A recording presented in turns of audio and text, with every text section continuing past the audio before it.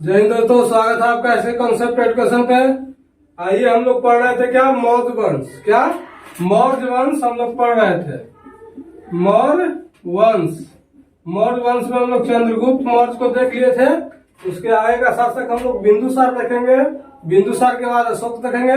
अशोक के बाद जो मौर्य वंश का प्रशासन है और उसका मौर्य जो काला था, शिलालेख था, सारा को हम लोग चर्चा करेंगे। आइए आज मौर्य वंश के शासक बिंदुसार के बारे में चर्चा करते हैं। तो देखिए, जब चंद्रगुप्त मौर्य के बाद 298 ईस्वी पूर्व से 273 ईस्वी पूर्व तक बिंदुसार का शासन कर रहा है। कब से कब तक? 298 ईस्वी पूर्व से 273 ईस्वी पूर्व तक बिंदुसार का शासन कर रहा है। कब तक? बिंदुसार का शासनकाल 298 ईस्वी पूर्व से 273 ईस्वी पूर्व तक बिंदुसार का शासनकाल। उसके बाद वायु पुराण में बिंदुसार को भद्रसार या वारिसार कहा गया है। क्या? वारिसार या भद्रसार कहा गया है। और बिंदुसार को मित्रघात के भी नाम से, देखिए कितना नाम दिया गया है। देखिए बिंदुसार, क्या बिंदुसार, उसके बाद भद्रसार, उसके बाद अमित्रघात, क्या अमित्रघात, और शीर्षसेन भी कहा गया है। क्या? शीर्षसेन। देखिए 4 नाम से जाना गया है बिंदुसार को। क्या? देखिए वायु पुराण में पूछेगा तो भद्रसार के नाम से जाना गया है। क्या? वायु पुराण में भद्रसार या वारिसार के नाम से जाना गया है। और मित्रघात के भी नाम से जाना जाता है बिंदुसार को। और देखिए जैन ग्रंथ में, क्या जैन ग्रंथ में शीर्षसेन कहा गया है। क्या कहा गया है?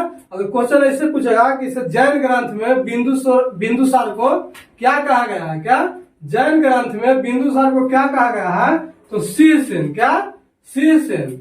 उसके बाद क्या है कि डाइमेकस जो राजदूत था वो कौन भेजे थे? तो सीरिया नरेश एंटियोकस जो थे, सीरिया नरेश एंटियोकस, वो अपना राजदूत, क्या अपना राजदूत डाइमेकस को किसके दरबार में भेजे थे? बिंदुसार के दरबार में। किसका? बिंदुसार के दरबार में भेजे थे। तो कौन भेजे थे? तो सीरिया नरेश एंटियोकस अपना राजदूत बिंदुसार के दरबार में भेजे थे। उसके बाद क्या है कि शासनकाल, बिंदुसार के शासनकाल में 2 विद्रोह हुआ, जिसको सिंधु और झेलम का विद्रोह के नाम से जाना जाता है। क्या? सिंधु और झेलम का विद्रोह के नाम से जाना जाता है। तो देखिए दोनों विद्रोह को दबाने के लिए जो बिंदुसार थे तो वे अपना पुत्र, क्या देखिए सुसीम और अशोक को भेजे थे। क्या? सुसीम और अशोक को भेजे थे। क्या? विद्रोह को दबाने के लिए, सिंधु और झेलम का जो 2 विद्रोह हुआ था उसको दबाने के लिए बिंदुसार किसको भेजे थे? पहले शिशुम को भेजे थे। क्या? शिशुम के पहले भेजे थे। उसके बाद फिर भेजे थे अशोक के। क्या? उसके बाद दूसरा में फिर अशोक को भेजे थे युद्ध के दबाने के लिए, विद्रोह को दबाने के लिए। उसके बाद क्या है कि देखिए एथेनियस के अनुसार जो है कि बिंदुसार, क्या बिंदुसार ने एंटियोकस फर्स्ट से, किसके? एंटियोकस फर्स्ट से 3 चीज मांग किए थे। क्या 3 चीज मांग किए हैं? तो मंदिरा, सूखे अंजीर और एक दार्शनिक। क्या? एक दार्शनिक। 3 चीज क्या क्या मांगे थे? देखिए एंटियोकस के अनुसार, किसके अनुसार? एंटियोकस के अनुसार कौन मांगे थे? तो बिंदुसार मांगे थे। किससे मांगे थे? तो देखिए एंटियोकस से, एंटियोकस जो फर्स्ट है उससे मांगे थे। तो क्या क्या मांगे थे? तो पूछता क्वेश्चन यहाँ से आता है कि क्या क्या मांगे थे? तो मदिरा, जो पीने वाला होता है मदिरा, तो मदिरा मांगे थे। सूखे अंजीर आप लोग खाए होंगे, सूखे अंजीर मांगे थे। और एक दार्शनिक भेजने के लिए अपील किए थे। क्या अपील किए थे? कि ये 3 चीज हमको चाहिए। देखिएगा आगे जब पढ़िएगा तो समझ में आएगा। 2 चीज तो भेज देता है, जो एंटियोकस फर्स्ट था वो 2 चीज भेज देता है। कौन सी? तो मदिरा और सूखा अंजीर भेज देता है, लेकिन दार्शनिक नहीं भेजता है, क्योंकि वो बोलता है कि इसे अपमान हो जाएगा। वो बाद में आगे का चैप्टर जब विस्तार से पढ़िएगा तो समझ में आएगा। एंटियोकस जो है वो अपना दार्शनिक नहीं भेजता है और 2 चीज भेज देता है, सूखे अंजीर और मदिरा। क्या? मदिरा। उसके बाद क्या है कि बौद्ध विद्वान तारानाथ के अनुसार बौद्ध विद्वान थे। क्या? बौद्ध धर्म के एक विद्वान थे जिनका नाम था क्या? तारानाथ। तारानाथ के अनुसार बिंदुसार को, किसको? बिंदुसार को 16 राज्यों का विजेता बताया गया है। क्या? 16 राज्यों का विजेता बताया है। बौद्ध धर्म के क्या? बौद्ध धर्म के विद्वान थे। क्या थे? विद्वान थे। उनका नाम क्या था? तारानाथ नाम था। तो तारानाथ के अनुसार बिंदुसार को, किसको? बिंदुसार को 16 राज्यों का विजेता बताया। कितना? 16 राज्यों का विजेता। और देखिए बिंदुसार के दरबार में क्या? बिंदुसार के दरबार में 500 सदस्यों वाला एक मंत्री परिषद था। क्या था? 500 सदस्यों वाला एक मंत्री परिषद था जिसका प्रधान कौन होता था? तो खल्लाटक। क्या? खल्लाटक। ख आधा ल लाटक। क्या? खल्लाटक। क्या बोल रहा है? खल्लाटक। 500 सदस्यों वाला एक मंत्री परिषद होता था, उसका प्रधान वो होता था। वो प्रधान को क्या कहते थे? खल्लाटक। आइए एक बार फिर से बिंदुसार को रिवाइज कर लेते हैं। बिंदुसार क्या? चंद्रगुप्त मौर्य के बाद बिंदुसार, याद रखना है। चंद्रगुप्त मौर्य के बाद बिंदुसार। बिंदुसार कब से कब तक अधिक रहा? 298 BC यानी ईस्वी पूर्व से 273 ईस्वी पूर्व तक। कब तक?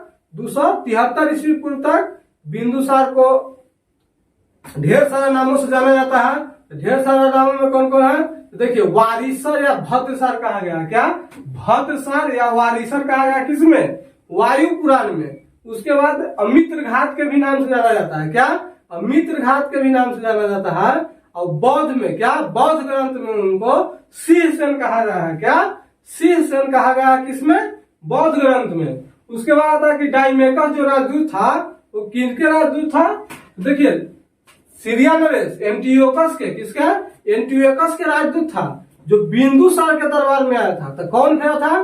तो सीरिया नरेश एंटियोकस ने अपने राजदूत, क्या? अपने राजदूत डाइमेकस को कहा कि जाइए आप बिंदुसार के दरबार में रहिए। क्या? बिंदुसार के दरबार में रहिए। देखिए उसके शासनकाल में 2 विद्रोह हुआ जिसको झेलम और सिंधु विद्रोह के नाम से जानते हैं। सिंधु और झेलम विद्रोह को दबाने के लिए बिंदुसार जो था, जो पहले सुसुम को भेजा था, उसके बाद फिर अशोक के भेजा था। जब उससे नहीं दबा तो उसके बाद फिर अशोक को, वो दोनों को भेजा था। क्या? सिंधु और झेलम के विद्रोह को दबाने के लिए।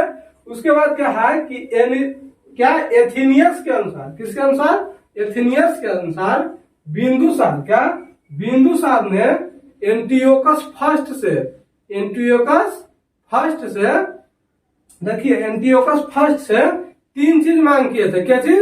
3 चीज मांग किए थे। कौन कौन? एगो मदिरा जो पीने वाला होता है, सूखा अंजीर, खाए होंगे आप लोग अंजीर, तो सूखा अंजीर, और एगो दार्शनिक भेजने के लिए अपील किए थे। तो एंटियोकस जो था सिर्फ 2 चीज ही भेजा था। एक दार्शनिक नहीं, दार्शनिक छोड़ा करके दोनों चीज भेजे थे। क्या? एगो मदिरा और सूखा अंजीर, ये दोनों भेजे थे। उसके बाद बौद्ध ग्रंथ में क्या? बौद्ध ग्रंथ के एगो विद्वान थे, बौद्ध धर्म का एगो विद्वान थे, उनका नाम था क्या? तारानाथ। और तारानाथ के अनुसार बिंदुसार को, किनको? बिंदुसार को 16 राज्यों का विजेता बताया है। देखिए 16 राज्यों का विजेता बताया है। कौन बताया है? तो तारानाथ। पूछेगा क्वेश्चन यहाँ से, ऐसे भी क्वेश्चन पूछता है कि तारानाथ किसके समकालीन थे, किसके दरबार में रहते थे? तो तारानाथ बिंदुसार के दरबार में रहते थे। क्या? तारानाथ बिंदुसार के दरबार में रहते थे। उसके बाद फिर आता है कि बिंदुसार के दरबार में 500 सदस्यों वाला एक कमिटी होता था। क्या? एक कमिटी होता था, मंत्री परिषद होता था। और उसका प्रमुख कौन होता था? तो उसका प्रमुख खल्लाटक होता था। क्या? खल्लाटक। क्या? खल्लाटक। आइए उसके बाद हम लोग अशोक को पढ़ते हैं। अशोक बहुत बड़ा चैप्टर है, मगर देखिए स्कूल में जो प्रमुख चीज है उसको हम लोग पढ़ लिया। उसके बाद फिर अशोक की काला संस्कृति, जिसे मौर्य वंश को होता है जो काला संस्कृति था। उसके बाद फिर हम लोग पढ़ेंगे मौर्य वंश का प्रशासन कैसे चला। मौर्य वंश के जो अशोक है, अशोक के शिलालेख, क्या? शिलालेख पढ़ेंगे, स्तंभ लेख पढ़ेंगे, गुहा लेख पढ़ेंगे। ये सारे अगला वीडियो में हम लोग कवर करेंगे। और ये वीडियो लगभग मौर्य वंश, 2 वीडियो और आएगा, लगभग 2 वीडियो में हम लोग मौर्य वंश को कवर कर लेंगे। उसके बाद फिर हम लोग आगे बढ़ेंगे। आइए अशोक को देख लेते हैं। अशोक कब से कब तक अधिक पर आते? देखिए अशोक अपना शासनकाल 269 ईस्वी में, देखिए अशोक अपने गद्दी पर 269 ईस्वी में बैठे और कब तक रहे, सॉरी ईस्वी नहीं, ईस्वी पूर्व, और उसके बाद 232 ईस्वी पूर्व तक अपने गद्दी पर बैठे रहे। कब तक? 232 ईस्वी पूर्व तक। उसके बाद क्या पूछता है, देखिए पहले वो अवंती का क्या, अशोक जो थे, अशोक जो राजा थे, अशोक महान सम्राट थे, अशोक क्या है कि पहले वो अवंती का राज्यपाल थे। क्या थे? राज्यपाल थे अशोक। और उनके माता का नाम क्या था? देखिए माता का नाम सुब्रदांगी। क्या? सुब्रदांगी। जो आप लोग को याद होगा, क्या माता का नाम सुब्रदांगी था।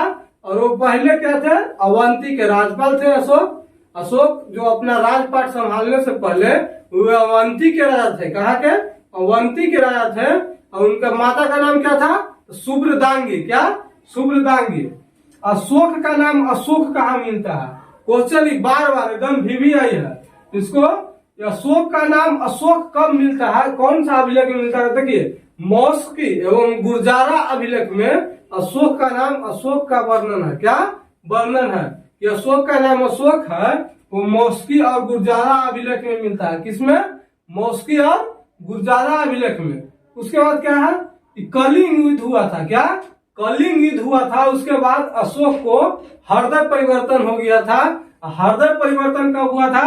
261 ईसा पूर्व में। कहा जाता है इनको कि अशोक जो थे वो जब कलिंग युद्ध हुआ था तो युद्ध के बाद, क्या युद्ध के बाद जब युद्ध स्थल में गए जहां पे युद्ध हुआ था तो देखे बहुत सारा खून की नदियां बह रहा है, बहुत सारा अनाथ बेसहाय आदमी बिना मतलब के काटे गए हैं, वहां पे बिना मतलब के मारे गए हैं। तो वो क्या था, उनका वो खून की नदियां वो जगह देख करके उनका एकदम हृदय एक परिवर्तन होता है, एकदम मोह माया के जाल में फंस जाते हैं और युद्ध की नीति को छोड़ करके, क्या युद्ध की नीति को छोड़ करके धर्म की नीति को अपनाते हैं। क्या?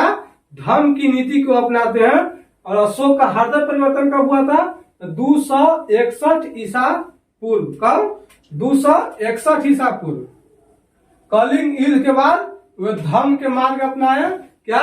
कलिंग युद्ध के बाद जब देखे वो सारा खून की नदियां बहते हुए जब युद्ध स्थल पर गए तो वही कलिंग युद्ध के बाद वो धर्म की नीति अपनाए। धर्म की नीति क्या?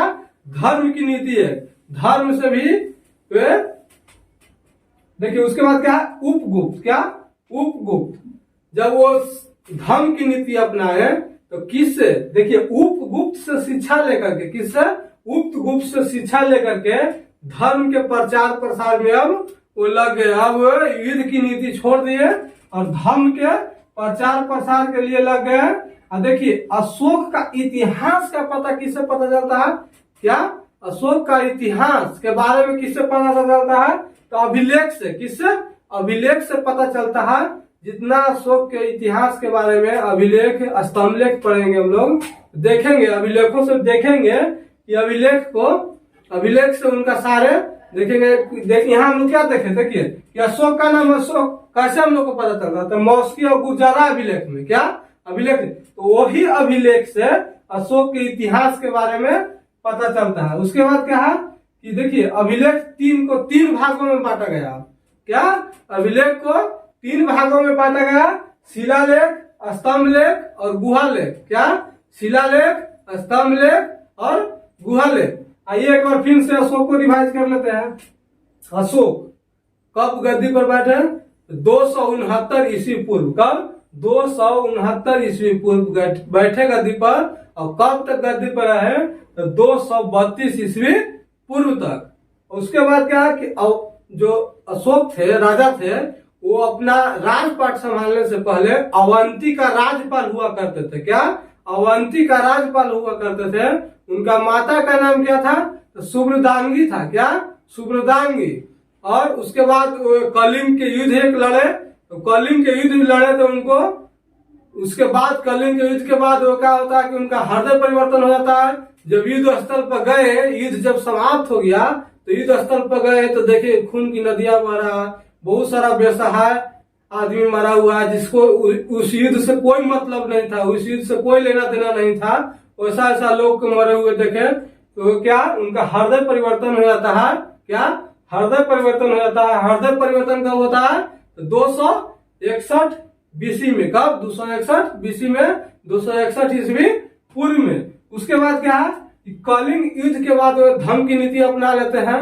जब सारा देखे उतना खून की नदियां बहते हुए, तो क्या किया कि धर्म की नीति, क्या धर्म की नीति अपना लिए और धर्म के मार्ग पर चलने लगे। और धर्म की दीक्षा किससे लिए थे, तो उपगुप्त से। किससे, उपगुप्त से धर्म के दीक्षा लिए थे।